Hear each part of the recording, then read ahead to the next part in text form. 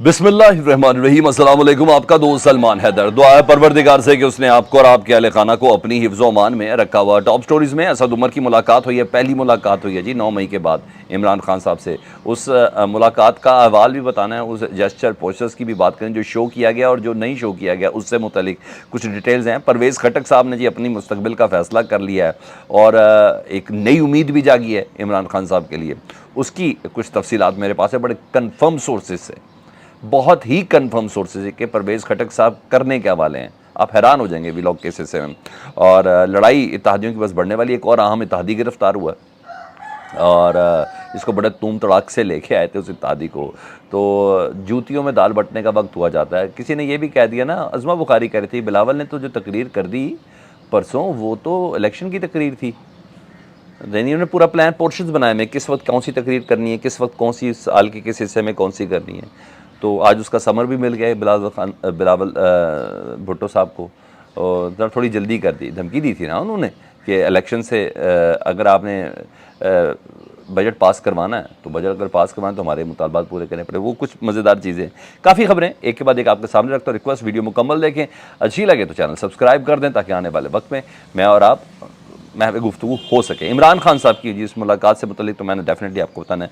Confirm खबर दे रहा हूँ। वकील साहब हैं जी शेर अफजल खान मरवत, ठीक है, तगड़े वकील हैं। पाकिस्तान तहरीक इंसाफ से इनका ताल्लुक़ है, KPK से इनका ताल्लुक़ है। शहरियार अफरीदी के भी वकील यही हैं शेर अफजल खान जी। और वो कह रहे हैं कि परवेज़ खटक खुद से अपनी नई जमात बनाने जा रहे हैं और इस सिलसिले में तमाम मीटिंग्स, मुलाकात, गो हेड्स, ग्रीन सिग्नल्स तमाम के तमाम दे दिए गए हैं।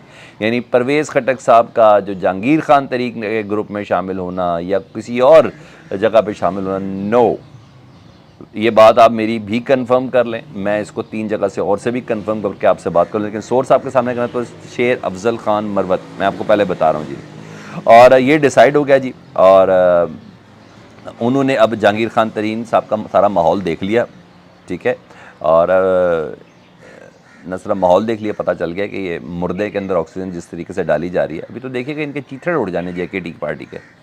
अब कहाँ नज़र आ रहे हैं? कोई नज़र आ रहा है आपको?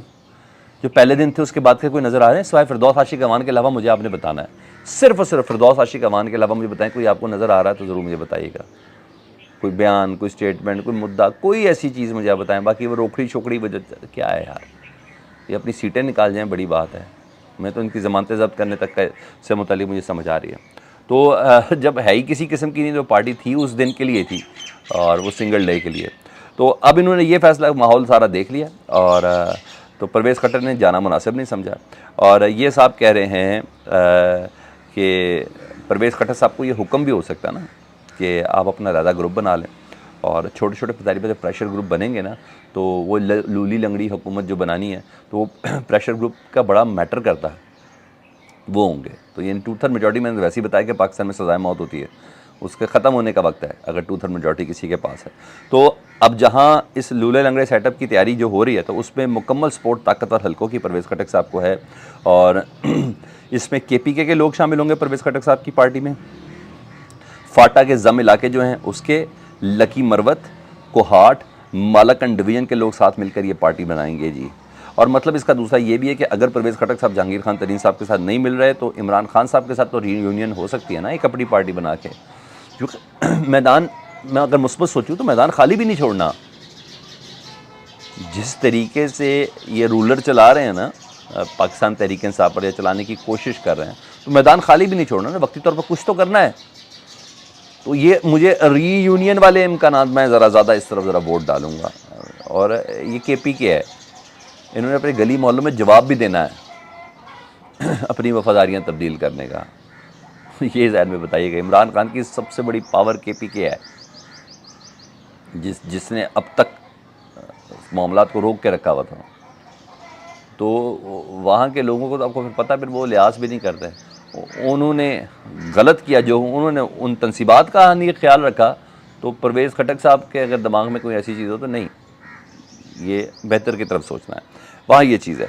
दूसरा, लड़ाई झगड़ों से मुतल्लिक आपको बताऊं तो बिलावल भुट्टो की शहबाज शरीफ साहब से मुलाकात होगी, वज़ीर आज़म साहब की, उनका वो तीर निशाने पे लग गया और अरबों रुपए के फ़ंड का मामला था जी, सैलाब के लिए जो देने थे, अब लगें ना लगें अदर थिंग, क्योंकि मेरी अपनी ज़ाती राय बोले, जितना मैंने सिंध को कवर किया, कराची को देखा, तो बहुत शर्मनाक है। आटे में नमक के बराबर लग गया तो बड़ी बात है। और आपने सैलाब के दिनों में नहीं देखा था किस तरह पीपल्स पार्टी के जो वडेरे और पीपल्स पार्टी के जो MPs थे, उनके डेरों से चीज़ें बरामद हो रही थी इमदाद वाले वालों की। तो ये तो हम सब ने वीडियोज़ वगैरह मैंने आपके सामने चलवाए भी थे। तो भाई वो पैसे मिल गए, अरबों का आज चेक दे दिया गया है बिलावल भुट्टो ज़रदारी को शहबाज शरीफ साहब की जानिब से, उनके हाथ में थमा दिया गया। यानी आज माल मिल गया तो बिलावल भुट्टो आज खामोश होंगे जी, और पैसा चाहिए था। दूसरा मुद्दा जो इख्तलाफ के में है, जिसमें खुद लंदन भी इन्वॉल्व है, वो है नजम सेठी वाला मामला। और चेयरमैन PCB के लिए वगैरह मैं ही कामयाब उम्मीदवार हूँ, मगर उनकी 30 जून को एक्सपायरी आ रही है नजम सेठी साहब की।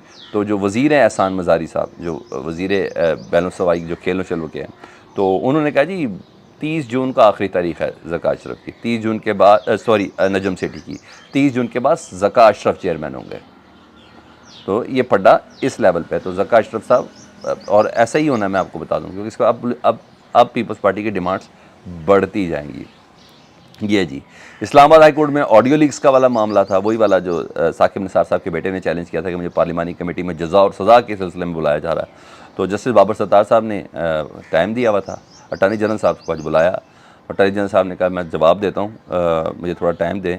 यही बाबर सत्तार साहब ने कहा था ना, मुझे बताएं कौन रिकॉर्ड कर रहा है ये ऑडियोज़, और रिकॉर्ड करने के बाद रिलीज़ कौन कर रहा है ये ऑडियोज़, ये सारी चीज़ें जानना बहुत ज़रूरी है।